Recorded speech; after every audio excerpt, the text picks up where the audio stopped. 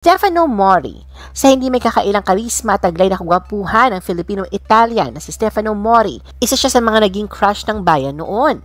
Nagsimula ang karera ni Stefano sa showbiz bilang child actor noong mid-90s, kung saan nakagawa na siya ng mga dramatic movies at TV shows. Noong 1999, na maging bahagi siya ng Gimmick kasama ang kanyang mga bandmates sa JCS at nakagawa sila ng kanilang self-titled debut album taong 2000. Sa Gimmick ay gumanap si Stefano bilang si Borge na childhood crush ni Ronnie na ginampanan naman ni Camille Prats.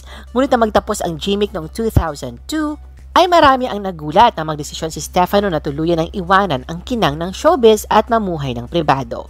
Kasunod nga ng kanyang pag-alis ay ang paglipad niya sa Italy, kasama ang pamilya para doon manirahan. Mapapansin ang pagiging mailap at tahimik ni Stefano at pangangalaga sa pribado nitong buhay. Subalit hindi nakatakas ang tila pagiging matagumpay nito sa likod ng kamera.